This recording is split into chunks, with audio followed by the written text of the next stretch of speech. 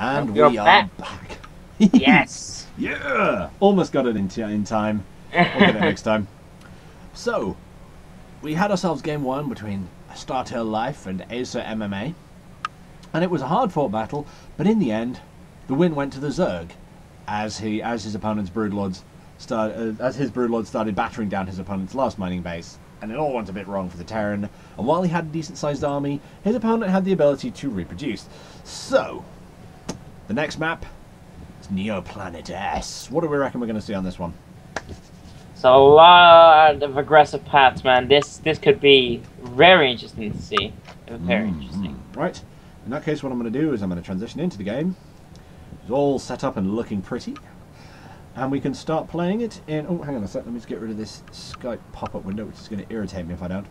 We can start playing on faster speed, and bearing in mind that we have to do this on...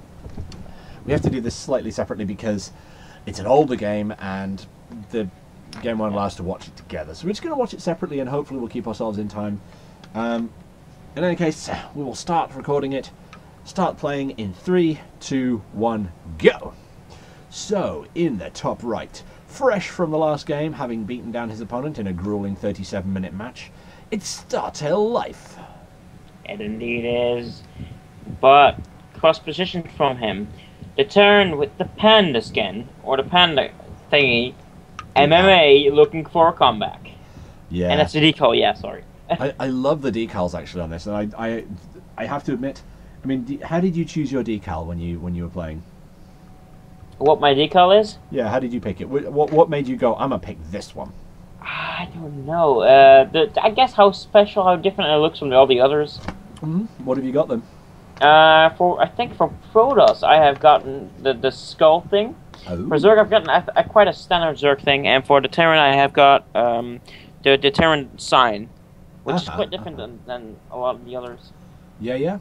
I have to admit, I don't know what I have for Protoss and Zerg because I don't usually play them. But as a Terran one, I took the muscle, the arm, the forearm, you know, the one with the sort of the whip symbol coming off it. And the reason I picked that was because the Muslim uses it, and I'm a massive fanboy. Gotta support your national players, right? He's one of the only 2, maybe 3 British players that actually exist at the pro level, you know. There's and like they're him. actually decent. Well, yeah, that's the thing. I mean, there's him, there's Johnny Wrecker, who, as far as I can tell, has disappeared somewhere. And that's about it. Just a quick note. In this game, Life appears to be going and is finishing at like 2 minutes 17, rather. Is finishing his pool up, which to me suggests he's going for some serious aggression. I mean, that was a 10 pool, presumably. This is a 10 pool with double gas trick, basically. Ooh, and his opponent's going CC first. Oh, this could definitely hurt him, but he's going on a high gun this time around, and that could definitely be his saving grace. So this is gonna turn out good for either player, but we just don't know who as of now. At this point, I'm just thinking it's going to come down to worker micro for MMA, because if he can keep his workers away from the lings, if he can keep them on the other side and not have those buildings stop building, then he should have absolutely no problem getting those buildings together. I don't think 4 lings can damage those buildings fast enough to stop them getting built. But we got behind more. that, Life is just smack throwing. This is very, very interesting. You see these lings and you're like, oh, this is such a cheese, but it's not that bad if you just make drones behind it. It's not all in if you're making economy. No, it's not. The question is, how much damage can he do to that supply depot in the time, and will his... Oh, the barracks has been stopped! The barracks is actually not finished yet, which means it's in danger. It's finished now, though. Time. And he's pulling workers. Will they be in time to stop that supply depot going down? Just... Oh, that was a clutch save by those workers there. It was, but that means he's still losing a lot of minerals. Looking at the minerals and just the minerals in general, we see the Terran just constantly losing minerals, while the Zerg player isn't. And now looking at the ling micro. Here we go. 1 lane down, 2nd lane going down. Oh, that's not so great. 3rd lane down, 4th lane. Not gonna make it. And then they're gonna go. But that was very close to being the end of the game right there, because while MMA managed to save it, if he pulled those workers even 2 or 3 seconds later, it's entirely possible those buildings could have burnt down, and he would have basically had lings all up in his face faster than you can say inappropriate encounter level. But on honestly, I'm not sure who's behind at this point. Yes, MMA has a very vastly superior income, etc., etc. But Life has better. He just has access to his natural. And looking at his opponent here, he has lings on the low ground, and this will take quite a while for him to get to. And he has 3 Marines. Yes, very true. But looking at 6 more lings incoming for Life, so he could definitely actually make this left off again. Yeah, he could potentially put quite a lot of pressure onto the Terran here. And as I said, that's what you want to be doing. You don't want to give the Terran time to sit back. You want to go and make his life hell right now. And if you can get that bunker up, oh my word, that wall is not happening, and it's entirely possible he's going to have to lift that base off, because if Life just retreats... There's a hole in the wall! Oh no! Oh, this is very greatly done from MMA though. 2 more lings entering the battlefield. He's not getting anything done with the lings. This is so bad for Life at the moment. Well, at the moment, he's doing some work in as much as he's stopping mining from happening, and he's got 2 lings in the back, continuing to threaten. But he needs. Yep, his opponent's having to pull the workers off the line again. He's killed a couple of SCVs, a couple, about 3.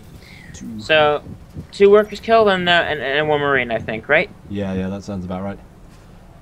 So that wasn't too worth it, I would say. He's definitely not as far behind as he was, so he's gotten back a little bit, but which was expected already because he did have that base, while MMA was not really having access to it. But MMA also not putting up with any lings outside his base. He sent out the Marines dealt with it, because that's what Marines do. The fact that he's getting... Oh, hello, you still there? I'm sorry, am I back yet? Yeah, you're back. Okay, right. okay. The fact that we've got medevacs coming up, we've got Hellbats coming out, suggests to me this is going to be Hellbat drop times. Although the fact that he's putting the starport on the reactor seems to imply that if he's going for Hellbats, it's going to be 8 Hellbats. Sorry, 4 Hellbats instead of 2. Yeah. And that could be incredibly painful for our now 3 base Zerg. That would, I think, mean maybe this patch is actually 2.0.8 without the Hellbat nerfs. Well, let's maybe. find out. Let's find out. If you look at the Hellbats, they only do 18 damage. Yeah, okay, so this isn't a new patch. This is with the Hellbats nerfed to proportion, let's put it that way. And, yeah, because the Terran player doesn't have anything else, so you definitely needs to do damage with this. He is getting a 3rd command center, so he can fall behind on the macro, because he can just keep up with the 3rd command center, but he doesn't have any other army. And while the Zerg player is marching on with all these lings, and the Zerg player just has much more at the moment. Just a quick time check, we're at 9 minutes and 10 for me. 9 minutes and 5, so just wait 2 seconds. Yep, okay. We've got the Hellbats going into the natural. This could be very painful for Life if he doesn't pull his drones soon. And the lings aren't going to do an awful lot against 4 Hellbats. Ow! Oh, that's the lings. Oh, the drones are so close to dying. Looking at that overload speed too, he got that awfully quick. Yeah, but then again, it's one of those upgrades that is becoming more important, and the Queens are just going down. And he's going up into the... Why isn't he... Oh, if he went after those workers on the line, they would all die in a second. And the fact that his opponent doesn't have much beyond lings at this point to fight him with, you never want to engage Hellbats with drones. That's a terrible engagement. He's shooting down the medevacs, but unfortunately, he only gets 2 Hellbat kills, and that was well worth it for... More drones are dying! Holy crap! How many kills he's got? 8 kills on this single Hellbat, and I don't know what the other Hellbat's on at the moment. The scary thing is, there's only 6 workers killed. So while they've killed a lot of lings and he's forced a lot of units out of his opponent, he's not done a lot of economic damage, which is distressing, because if you look at the natural, like, they're healing, but all of those workers that are currently in about half health would have died from a single shot from a single Hellbat if he'd hit them at the right time. So I think he potentially could have done a little more damage than that, but it was still well worth it. Especially given that he only lost 200 minerals worth of Hellbats. You know, jobs are good. Yeah. The problem Terran has at the moment is the fact that his army supply is... Oh, actually, no, his army supply is bigger. What's he got in terms of units? He's got 10 Marines, 3 Hellbats, 1 Marauder, 1 Viking, and 2 Medevacs, which doesn't seem like an awful lot. But when your opponent isn't producing either, it's not too bad, actually. In terms of upgrades, who's ahead? Well, if we look at the upgrade table, we see that Zerg is nearly finished and has got pneumatized carapace, so presumably he's going for drops. Yeah, I would actually like to see a couple of ling drops. That would be pretty nice to see. They are hilarious. Yeah, pretty hilarious as well, because you don't just never see it. Interesting third from Live, by the way. I just want to comment on that still, even though it's been up for like a couple of minutes already.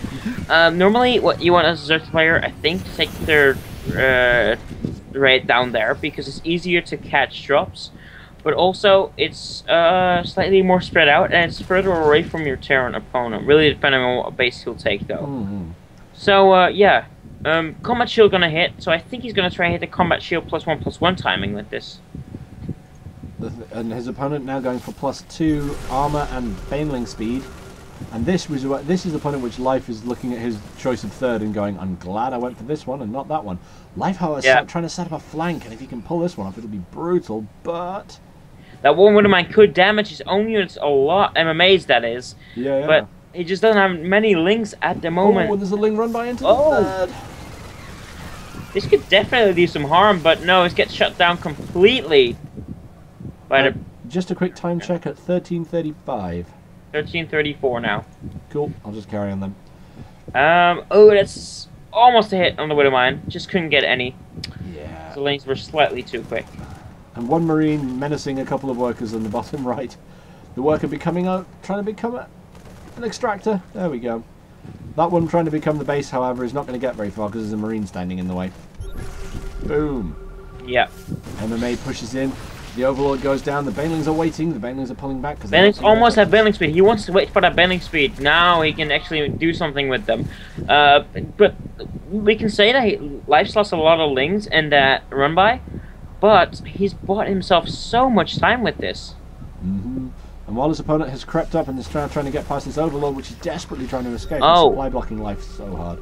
This is a double-pronged attack from a Terran player, and I don't think Life has actually seen its double-pronged at this point. He's hitting with Banelings on one side. He needs to split his forces carefully. He's got Mutalisks and Lings coming in for the Marines on this side, and they can get us surrounded. The Banelings can get in, they can do some damage. And the Mutalisks need to go to town on this. Oh, the Queens are trying to do their thing, but aren't doing the best thing, and I would actually like to see a couple of Lings, but the Lings need to be at the third defending as well. This is just a multi-pronged attack, really nicely done by MMA. I really like this from him. This third might go down if he focuses it. No, it doesn't seem like it. The Banelings are coming. And actually, that looked like a Widowmine taking down part of one of the medevacs nearly. Yeah, very close one there. Oh, this Widowmine's gonna hit. Oh, the Overlord. Nice. Very nicely done by Life. Maybe it was a mistake. Or an accidental, I guess, luck by Life. Actually, at this point, as Life, you've got to know there's a Widowmine in front of your base. You've got to be making some kind of detection to fire. Well, I actually think this game might be kind of overlooking at the supply. What, because MMA's maxed and Life is not? Yes, and as a Xerxes player, you want to be maxed way before your opponent. Oh, if he pulls back, those Widowmines can do some horrifying. That's very nicely done by Life, but I don't think it will be enough with the Thor there to take out the Mutas.